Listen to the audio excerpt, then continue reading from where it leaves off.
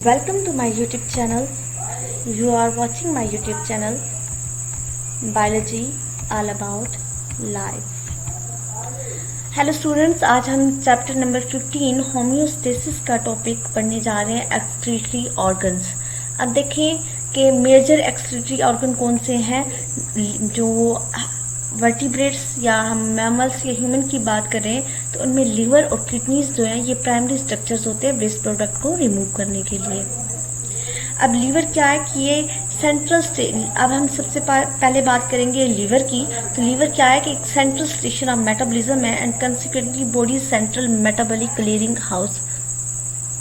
यहाँ पे जो हार्मफुल प्रोडक्ट होते हैं उन्हें डिटॉक्सिफाई किया जाता है और जो वेस्ट प्रोडक्ट होता है उसे डिस्पोज किया जाता है, और ये इसका सेंट्रल स्टेशन होता है मेटाबॉलिज्म का। और इसका एक जो है ना कि होम्योस्टेसिस के प्रोसेस में बहुत ही इंपॉर्टेंट रोल है लीवर का, और ये डिटॉक्सिफाई करता है। और अमोनिया, यूरिया और यूरिक एसिड जो प्रोड्यूस होते हैं वो लीवर में होते हैं। अब जो फिल्ट्रेशन होती है वो होती है किडनी में, इन्हें सेपरेट किया जाता है, लेकिन ये जो प्रोडक्शन हो रही है लिवर में, ये लिवर में हो रही है इनकी। अब लीवर की लोकेशन देख लें, ये स्टमक के बिल्कुल साथ थोड़ा सा ऊपर मौजूद होता है एब्डोमिनल कैविटी में, ये लिवर है, और उसके साथ गॉल ब्लैडर भी ये देखिए मौजूद है। अब देखें स्किन में not be considered as an excretory organ. अब देखें हर इस तरह से हमारी बॉडी से जो साल्ट है वो वाटर, जब स्वेट प्रोड्यूस करते हैं तो हमारी बॉडी में वाटर के साथ साल्ट भी रिमूव होता है। तो लेकिन फिर भी हम जो स्किन है इसे एक्सक्रीटरी स्ट्रक्चर नहीं कहेंगे। The removal of water and salt from sweat gland is for the purpose of thermoregulation and of sebum on the skin is for protection against microorganism। अब उन्होंने कहा देखिए हमारी स्किन में ना दो तरह के ग्लैंड्स होते हैं, स्यूडोफिलस ग्लैंड और सीबेशियस ग्लैंड। अब ये ग्लैंड स्वेट ग्लैंड्स होते हैं और ऑयल ग्लैंड्स, ऑयल प्रोड्यूस करते हैं और स्वेट। अब देखिए जो स्वेट होता है उसमें वाटर और प्लस साल्ट भी होता है। अब ये हम साल्ट भी रिमूव हो रहा है, तो क्या हम इसे क्या कहेंगे कि ये एक्सक्रीटरी स्ट्रक्चर है? नहीं, क्योंकि इसमें जो साल्ट रिमूव हो रहा है वो थर्मो रेगुलेशन के लिए हो रहा है। क्योंकि जब वाटर के साथ जो साल्ट रिमूव होता है ये एक्सक्रीटरी प्रोडक्ट नहीं होता बल्कि थर्मो रेगुलेशन में हेल्प करता है। और इसी तरह ये जो सीबम रिलीज करवाया जाता है ये माइक्रो ऑर्गेनिज्म से प्रोटेक्शन के लिए होता है, इसलिए हम स्किन को कभी भी एक्सक्रीटरी ऑर्गन नहीं कहेंगे। अब हम पढ़ेंगे यूरिया साइकिल। हमने पहले बात की कि लीवर वो जगह है जहाँ पे क्या प्रोडक्शन हो रही है, अमोनिया, यूरिया और यूरिक एसिड की। अब हम देखेंगे किस तरह से अमोनिया को यूरिया में चेंज किया जाता है। अब यूरिया जो है मेजर एक्सक्रीटरी प्रोडक्ट किसका है, जहाँ पे वाटर जो है मोस्टली टेरिशियल ऑर्गेनिजम्स में, और जहाँ पे मीडियम अमाउंट में जिन लिविंग ऑर्गेनिजम्स को वाटर सप्लाई होता है वो यूरिया की फॉर्म में नाइट्रोजनस वेस्ट एक्सक्रीट करते होते हैं। लेकिन ये यूरिया साइकिल कहाँ पे हो रहा है? लिवर में हो रहा है। और ये जो मेटाबॉलिक पाथवे इसमें इन्वॉल्व होता है उस पूरे पाथवे को हम क्या कहते हैं? Urea cycle. अब देखें सबसे पहले एक साइकिल होता है। आप साइकिल, अगर कोई चीज दोबारा से उसी फ्लो में हो रही हो तो उसे हम बायोलॉजी की टर्म में साइकिल कहते हैं, इसमें वो बाइसाइकिल नहीं है। अब इसमें दो अमोनिया और एक कार्बन डाइऑक्साइड मॉलिक्यूल्स होते हैं, वो जो दोबारा यूज हो रहे होते हैं एक मॉलिक्यूल ऑफ यूरिया बनाने के लिए। अब एक पहला अमोनिया का जो मॉलिक्यूल्स होता है ये कंबाइंस करता है with carbon dioxide and already available precursor from the previous cycle ornithine. अब एक अमोनिया और एक कार्बन डाइऑक्साइड ऑर्निथाइन के साथ मिलकर सिट्रोलाइन बना देते हैं। एक अमोनिया और कार्बन डाइऑक्साइड ऑर्निथाइन के साथ मिलकर सिट्रोलाइन बना देते हैं। उसके बाद सिट्रोलाइन के साथ मिलता है एक और अमोनिया, क्योंकि हमने बात की कि इस साइकिल में दो अमोनिया इन्वॉल्व होते हैं। पहला अमोनिया ऑर्निथाइन के साथ मिलता है और दूसरा अमोनिया सिट्रोलाइन। जब पहला अमोनिया ऑर्निथाइन के साथ मिलता है तो प्रोडक्ट क्या होता है? सिट्रोलाइन। लेकिन सिट्रोलाइन के साथ अमोनिया मिलकर बनाता है अर्जिनाइन, और अर्जिनाइन को इंजाइम जो तोड़ रहा है वो अर्जिनेज है और ये यूरिया बनाता है और दोबारा से प्रीकर्सर ऑर्निथाइन। अब इस साइकिल को दोबारा से समझ लें कि इस साइकिल में 2 अमोनिया और एक कार्बन डाइऑक्साइड के मॉलिक्यूल्स इन्वॉल्व होते हैं और जो प्रीकर्सर मॉलिक्यूल्स होता है उसके साथ कंबाइन होते हैं। प्रीकर्सर मॉलिक्यूल कौन सा है? ऑर्निथाइन। अब जी ऑर्निथाइन जब रिसाइकल हो रहा होता है तो सबसे पहले एक कार्बन डाइऑक्साइड और एक अमोनिया ऑर्निथाइन के साथ मिल जाते हैं और वो बना देते हैं सिट्रोलाइन। क्या बनाते हैं? सिट्रोलाइन। अब ये सिट्रोलाइन के साथ एक और अमोनिया आके मिलता है और बनाता है अर्जिनाइन।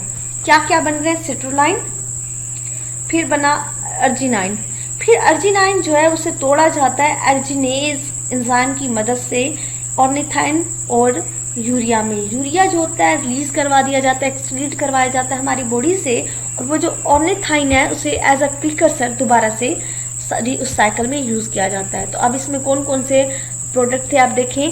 एक होता है ऑर्निथाइन, ऑर्निथाइन से बनता है सिट्रोलाइन। सिट्रोलाइन कब बनता है? जब इसके साथ एक अमोनिया और एक कार्बन डाइऑक्साइड मिलता है। फिर सिट्रोलाइन से एक और अमोनिया मिलके अर्जिनाइन बनाता है और अर्जिनाइन टूट के दोबारा से ऑर्निथाइन और यूरिया बना देता है। अगर 2 अमोनिया के मॉलिक्यूल्स चाहिए एक यूरिया के मॉलिक्यूल को बनाने के लिए।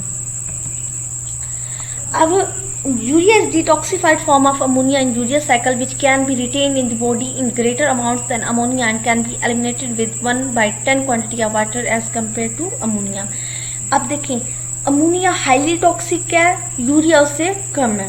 हम अमोनिया को लार्ज अमाउंट में बॉडी में स्टोर नहीं कर सकते क्योंकि ये हमारे बॉडी टिश्यूज को डैमेज कर देगा। तो होता क्या, इसे यूरिया में चेंज किया जा सकता है। यूरिया को हम अपनी बॉडी में रिटेन कर सकते हैं और इसे एलिमिनेट करने के लिए वाटर की जो क्वांटिटी चाहिए वो भी कम चाहिए। जैसे 1 ग्राम ऑफ नाइट्रोजन को रिमूव करने के लिए अगर अमोनिया की फॉर्म में कर रहे हैं तो 500 ml ऑफ वाटर चाहिए। तकरीबन आधा लीटर पानी चाहिए 1 ग्राम ऑफ नाइट्रोजन को अगर रिमूव करेंगे अमोनिया की फॉर्म में। अगर यूरिया की फॉर्म में करेंगे तो सिर्फ 50 ml वाटर चाहिए 1 ग्राम ऑफ नाइट्रोजन को एक्सक्रीट करने के लिए। तो इससे 1/10 जो होता है ना क्वांटिटी कम हो गई है पानी की। लीवर, अच्छा अब हम जो पहले बात कर रहे हैं कि लीवर क्या है, नाइट्रोजनस वेस्ट को प्रोड्यूस कर रहा होता है। तो इसका काम सिर्फ नाइट्रोजनस वेस्ट जो है जैसे कि अमोनिया, यूरिया और यूरिक एसिड की प्रोडक्शन नहीं है, उसके अलावा इसके और भी बहुत इंपॉर्टेंट फंक्शंस हैं जैसे कि सिंथेसिस है, स्टोरेज है, कन्वेयंस है, रिसाइकलिंग है, डिटॉक्सिफिकेशंस है। अब हम देखेंगे ये सिंथेसिस किस किस चीज़ की कर रहा है। तो नाइट्रोजनस वेस्ट की तो हम पहले ही बात कर चुके हैं कि अमोनिया को प्रोड्यूस करता है, यूरिया को, यूरिक एसिड को। उसके अलावा ये जो लीवर है प्लाज्मा प्रोटीन्स को बनाता है। कौन कौन सी प्लाज्मा प्रोटीन? प्रोथ्रम्बिन, एल्ब्यूमिन और फिब्रिनोजन। लीवर में 3 तरह की प्लाज्मा प्रोटीन बन रही हैं। ये बात आप याद कर लें कि लीवर में 3 तरह की प्रोटीन्स बन रही हैं प्लाज्मा की, प्रोथ्रम्बिन, एल्ब्यूमिन और फिब्रिनोजन, और उसके अलावा नाइट्रोजनस वेस्ट। उसके अलावा जो लीवर में बाइल भी प्रोड्यूस हो रहा है जो फैट्स को इमल्सिफाई करता है डाइजेशन के प्रोसेस में। उसके अलावा लिपोप्रोटीन है, कोलेस्ट्रॉल है, लिपिड्स है। अब देखिए इनमें क्या क्या, एक तो नाइट्रोजनस वेस्ट प्रोड्यूस हो रहे हैं। नाइट्रोजनस वेस्ट कौन कौन से होते हैं? अमोनिया, यूरिया और यूरिक एसिड होता है। उसमें प्लाज्मा प्रोटीन। अब प्लाज्मा क्या होता है? ब्लड में अगर ब्लड की जो 90% होता है वो अगर हम देखा जाए बाय कंसंट्रेशन तो वो प्लाज्मा होता है। अब उसमें जो प्रोटीन्स मौजूद है उसे हम प्लाज्मा प्रोटीन कह रहे हैं। अब उनमें जो प्रोटीन्स हैं, प्रोथ्रम्बिन जो ब्लड क्लॉटिंग में काम करती है, इस तरह एल्ब्यूमिन और फिब्रिनोजेंस हैं, ये प्रोड्यूस हो रही है लिवर में। उसके अलावा बाइल प्रोड्यूस करता है जो डाइजेशन के प्रोसेस में हेल्प करता है। लिपोप्रोटीन, कोलेस्ट्रॉल, लिपिड्स वगैरह जो सेल मेम्ब्रेन की मेंटेनेंस में भी काम आते हैं।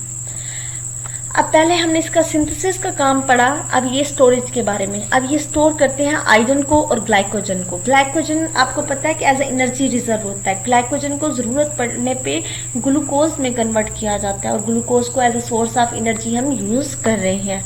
तो लीवर क्या प्रोवाइड करता है हमें?